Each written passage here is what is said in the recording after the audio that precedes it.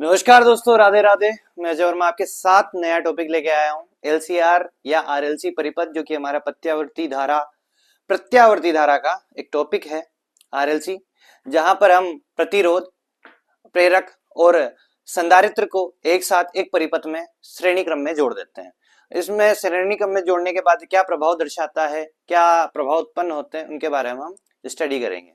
ठीक है ना। इनका कॉम्बिनेशन कितना मुझे रेजिस्टेंस प्रोवाइड करता है, कितना प्रतिरोध उत्पन्न करता है, उनके बारे में हम स्टडी करेंगे।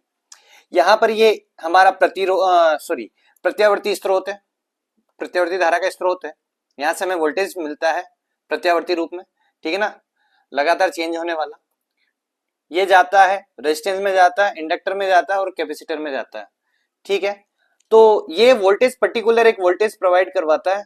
उसमें से कुछ वोल्टेज ये ले लेता है वी आर के रूप में, कुछ वोल्टेज ये ले लेता है वी एल के रूप में, और कुछ वोल्टेज ये ले लेता है वीसी के रूप में। तो इसका जितना भी वोल्टेज होता है इन तीनों में बढ़ जाता है, और इनमें धारा बहती है I बराबर I not sine omega T, प्रत्यावर्ती धारा बहती है।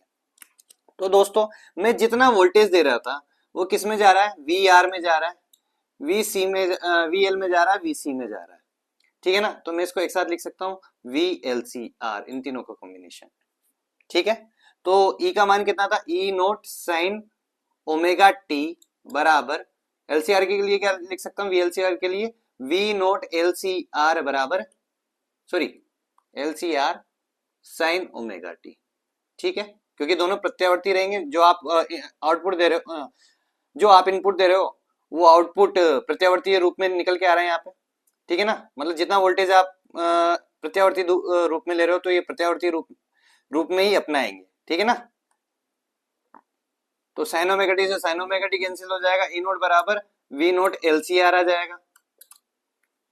तो कायदे से ऐसे लिख सकता हूं मैं वी नोट आर, ये पीक मान है, ये अधिकतम मान है इनके। ठीक है ना, plus V note L plus V note C. ठीक है, यहां पे वी आर का जो इंडिविजुअल मान होगा, वी आर का इंडिविजुअल मान आई आर के बराबर होगा। वी एल का जो इंडिविजुअल मान है वो L D I by D T के बराबर होगा, और वी सी का जो इंडिविजुअल मान है वो क्यू बाई सी के बराबर होता है, क्योंकि क्यू बराबर सी वी होता है। वी को इधर रख दिया, सी नीचे आ गया। ठीक है ना, इंडिविजुअल मान। और अब इनके पीक मान की बात करूंगा। ठीक है, पीक मान जो होंगे वो किसके बराबर होंगे, वी नोट आर की बात करूं तो वो होगा आई नोट आर के बराबर। वी नोट एल का जो पीक मान होगा, वी एल का जो पीक मान होगा वो किसके बराबर होगा, आई नोट बहने वाली धारा, और इसका जो प्रेरणिक जो प्रतिरोध होता है वो होगा एक्सएल, और इस वीसी के वी नोट सी के लिए होगा आई नोट एक्स सी। ठीक है, ये हो गया, आपको पता चल गया इनका पीक मान। अब इसमें बहने वाली जो धारा है, ये आई नोट क्या है, ये प्रत्यावर्ती धारा का पीक मान है। अपने पास धारा कितनी मेरी, आई बराबर I note sine omega T, तो ये आई नोट ये इस धारा का पीक मान है।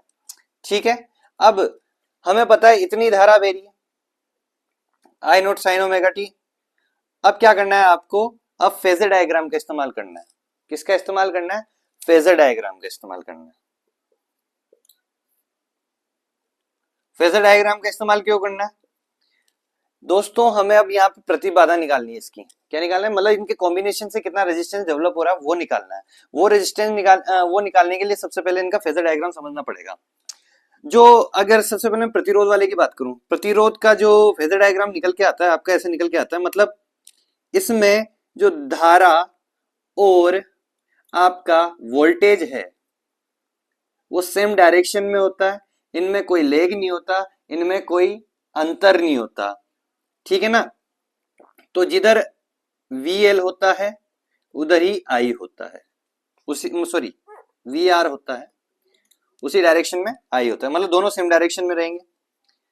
ये प्रतिरोध के लिए।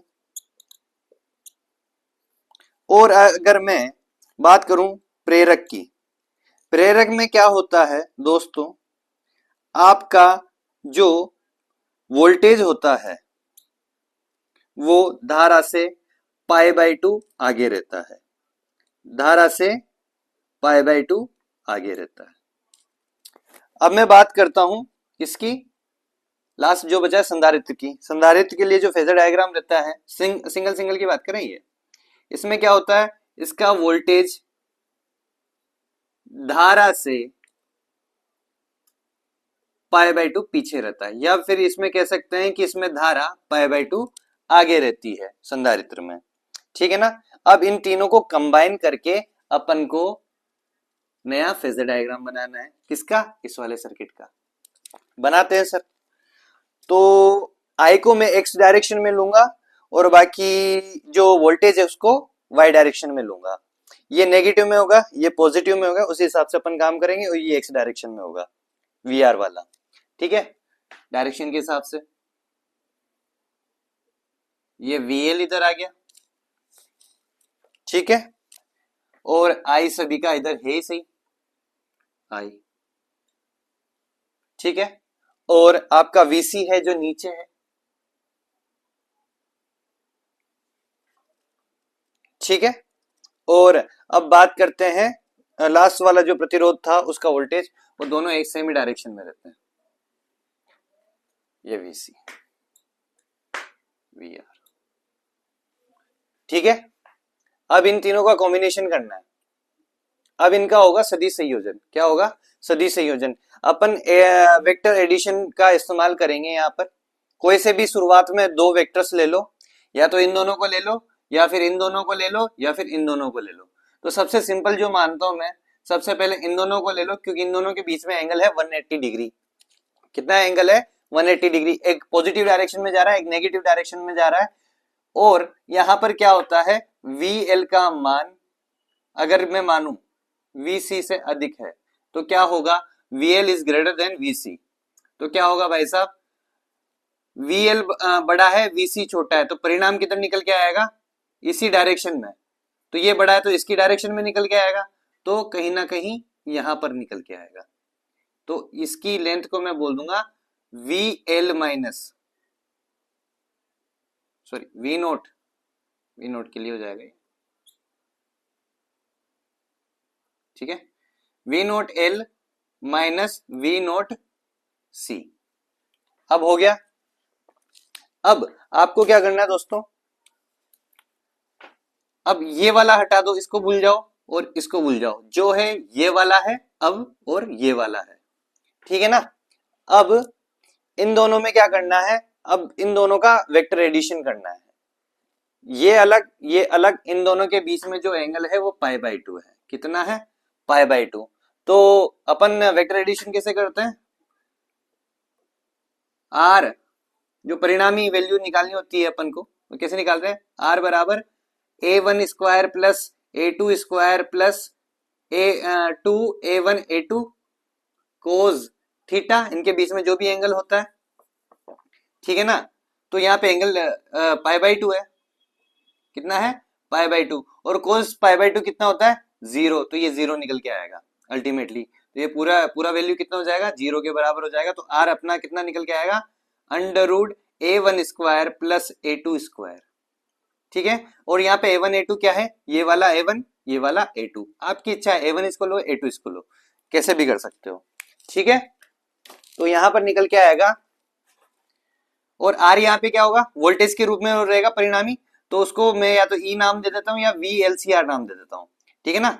तो यहाँ पे आर हो जाएगा VLCR, वो कहीं ना कहीं यहां पर ऐसे निकल के आएगा। ठीक है ना। तो मैं लिख देता हूं VLCR। आपकी इच्छा है ई लिखो या VLCR लिखो या V नोट LCR लिखो। ठीक है, तो वो कितना हो जाएगा, अंडर रूट A1 का स्क्वायर, किसी को भी ले लो, इसको ले लेता हूं। तो V नोट R का स्क्वायर, V नोट R का स्क्वायर प्लस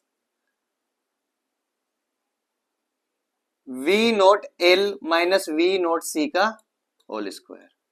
ठीक है, अब दोस्तों क्या करना है, अपन को ये वाले जो मान थे, यहां से ये जो मान थे पीक वैल्यूज के जो मान थे वो वहां पे रख देने हैं। ठीक है, रखते हैं। तो V नोट LCR कितना हो जाएगा भैया, बराबर V नोट R का मान कितना है, I नोट R। तो I नोट आर का whole square plus V not में क्या है, वी नोट एल में आई नोट। देखो एक चीज देखना, इसमें भी आई नोट आएगा, इसमें भी आई नोट आएगा, तो आई नोट को बाहर ले जाता हूं, आई नोट का स्क्वायर और इधर आएगा एक्सएल माइनस एक्सी का होल स्क्वायर। आई नोट था वो कॉमन ले लिया, बाहर ले लिया। अब देखो इसमें भी आई नोट का स्क्वायर आ रहा है, इसमें भी आई नोट स्क्वायर आ रहा है, तो V note L C R बराबर आई नोट के स्क्वायर के दोनों में से कॉमन लूंगा तो स्क्वायर है, तो अंडर रूट से बाहर निकल के आएगा, तो आई नोट यहाँ पे आ जाएगा, तो मेरे पास बचता है R square plus I not, sorry I not तो हट ही गया ना, एक्सएल माइनस एक्सी का होल स्क्वायर।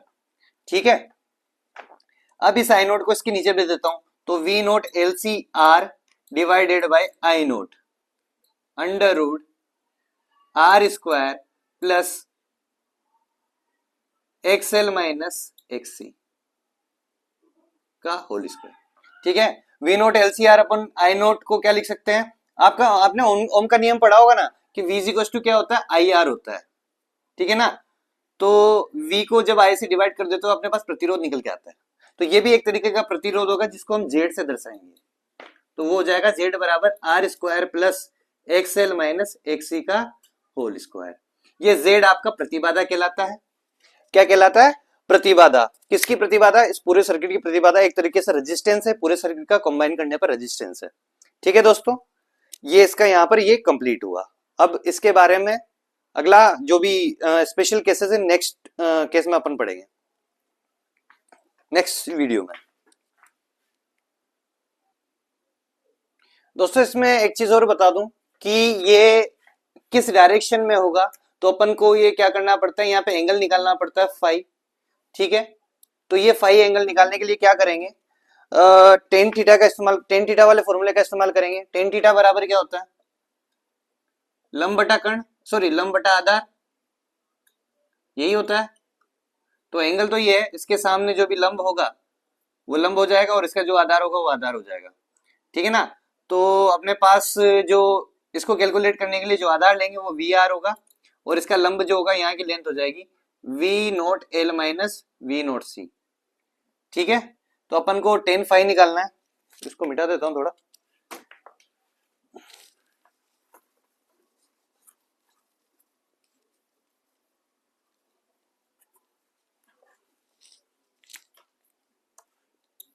टेन फाई निकालना है, तो टेन फाई बराबर लंब बटा आधार हो जाएगा। लंब कितना है, V note L minus V note C upon V note R. ठीक है ना, वी नोट एल का मान कितना भैया, आई नोट एक्सएल और यहाँ पर I naught V note C का मान I naught X C divided by V note R का मान आई नोट आर। तीनों में आई नोट कॉमन है, आई नोट कट जाएंगे, तो बचेगा क्या, टेन फाई बराबर X C minus sorry XL minus X C upon R. तो फाई आ जाएगा आपका tan inverse XL minus X C upon R, ये आपकी डायरेक्शन निकल के आ जाएगी। ये फाई बहुत इंपॉर्टेंट है दोस्तों, बाद में जाके ये फाई कोस फाई के रूप में शक्ति गुणांक बनता है। ठीक है ना, तो ये डायरेक्शन भी मिल गई भैया, एक से इतनी डायरेक्शन पे इसका परिणाम जाएगा। स्पेशल केस देखेंगे इसमें, अनुनाद की स्थिति एक होती है अनुनाद की स्थिति। तो अनुनाद की स्थिति पे बात कर लें यदि, तो मेरे पास जगह, इसको मिटा देता हूं।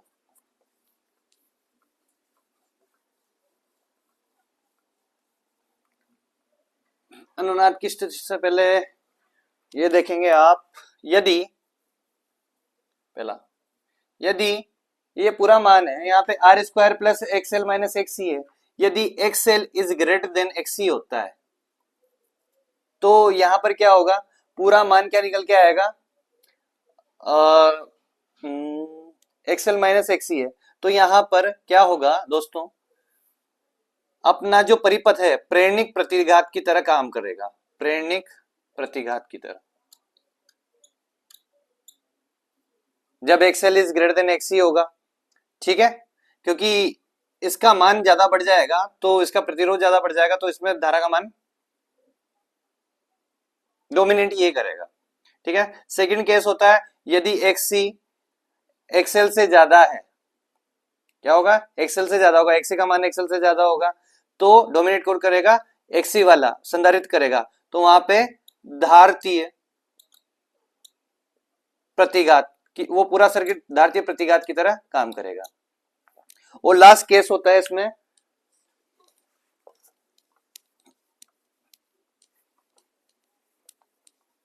जो लास्ट केस है थर्ड वाला, कि यदि x, अगर x L XC के बराबर हो जाता है तो क्या हो जाएगा, Z बराबर R निकल के आएगा। Z बराबर क्या निकल के आएगा, R निकल के आएगा। मतलब आपका प्रतिघात जो है, सॉरी ये प्रतिबाधा है जो मिनिमम होगी, क्या होगी, ये प्रतिबाधा है, इसको प्रतिबाधा बोलते हैं, मिनिमम होगी जो कि R के बराबर होगी। इस स्थिति में होगा अनुनाद। क्या होगा, अनुनाद। अनुनाद बोले तो यहां पर होगा जो आपका करंट जो डेवलप होगा, जो आप क्या बोलते हैं उसे, यहाँ पे जो धारा का मान होगा, धारा का मान अधिकतम होगा। क्यों होगा अधिकतम, V इज इक्वल टू होता है IR। क्या होता है, V इज इक्वल टू होता है IR। यदि V by R formula I को देता है तो यहां पर जितना कम क्या होगा, जितना कम प्रतिरोध होगा उतना अधिक धारा उत्पन्न होगी। तो यहाँ पे सबसे कम प्रतिरोध R ही अवेलेबल होगा तो धारा उतनी ज्यादा यहाँ पर डेवलप होगी, क्योंकि एक सेल ने एक्सी को खत्म कर दिया, क्योंकि दोनों बराबर हो गए तो दोनों माइनस हो गए, जीरो हो गए। तो यहाँ पे उत्पन्न होता है अनुनाद का केस। ठीक है, इस वाले केस में आप देख सकते हैं, तो यहाँ पे tan फाइव का अगर मान निकालते हो आप, tan फाइव बराबर एक्सएल माइनस एक्सी था, तो एक्सएल डोमिनेट करेगा अपॉन आर। यहां पर tan फाइव बराबर XL minus XC upon R. यहां पर धारतीय प्रतिघात होगा, एक्सी डोमिनेट करेगा, और यहां पर आर बचता है अकेला, मिनिमम प्रतिरोध होगा, तो वहां पर अनुनाद की स्थिति उत्पन्न होगी। Thank you.